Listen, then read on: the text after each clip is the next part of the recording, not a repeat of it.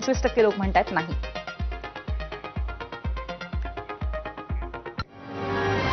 आणि आता या सगळ्या पार्श्वभूमीवर आमच्या कार्यकारी संपादक सरिता कौशिक काय म्हणतात पाहूया. सरिता. धन्यवाद पूर्वी. अशोक खरातच्या चौकशीला अनेक कंगोरे आहेत.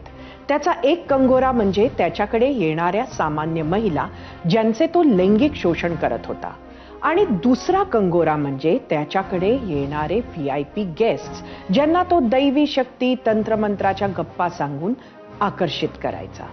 तिसरा कंगोरा आर्थिक आहे. सामान्य महिलांचे व्हिडिओ लीक झाले जे अत्यंत दुर्दैवी आहे, तर VVIPंचे फोटो बाहेर आले. CDR बद्दल सुद्धा काही दावे करण्यात आले.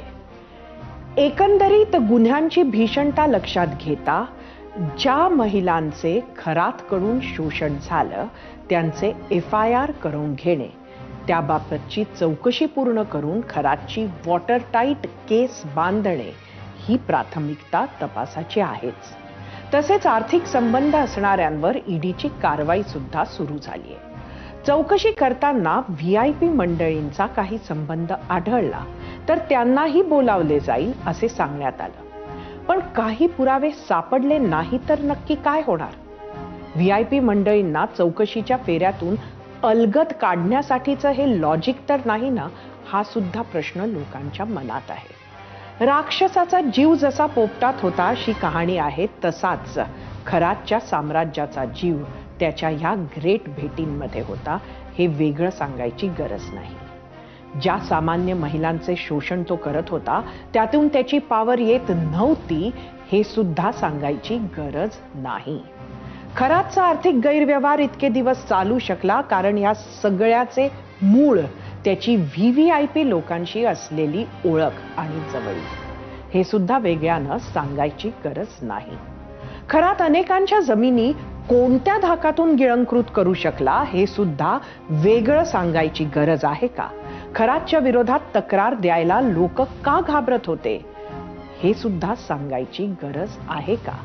त्यांनी स्वतःच्या मुलीच्या लग्नाच्या पत्रिकेत आमदार मंत्र्यांची वापरलेली नावे या सगळ्याची अप्रत्यक्षपणे उत्तरं देऊन जातात. आता प्रश्न आहे की ज्याला कर नाही त्याला डर कशाची? मग ज्या ज्या नेत्यांची नावे खरातशी जोडल्या गेली किंवा ज्यांचे फोटो खरात बरोबर पुढे आले त्यांनी स्वतःच चौकशीला तयार असल्याचं का सांगितलं नाही? आपली खरात बरोबर नक्की जवळी काय होती हे सांगायला फोटो आणि CDR असणारे मंत्री, नेते, आमदार आणि त्यांचे नातेवाईक आपसुकच समोर का येत नाही? याचा थेट परिणाम चौकशीच्या विश्वासार्हतेवर होतो. सामान्य माणसाचा संशय बळावतो आणि त्यामुळे चौकशी सिलेक्टिव्ह होते का अशासारखे प्रश्न उपस्थित केल्या जातात. आज प्रतिभा चाकणकरांना चौकशीसाठी बोलावण्यात आले. हे मनात शंका बाळगणाऱ्यांसाठी थोड्याफार प्रमाणात आश्वासक ठरले असेल. ज्या धाडसानं सरकारनं प्रकरण बाहेर काढलं त्याच धाडसानं पुढची कारवाई सुरू राहिली पाहिजे. पूर्वी. धन्यवाद सरिता. आणि यानंतर 0 आवरमध्ये एक छोटासा ब्रेक. ब्रेक नंतर आपण केंद्र पातळीवरची एक महत्त्वाची घडामोड पाहणार आहोत. पाहत रहा ABP माझा.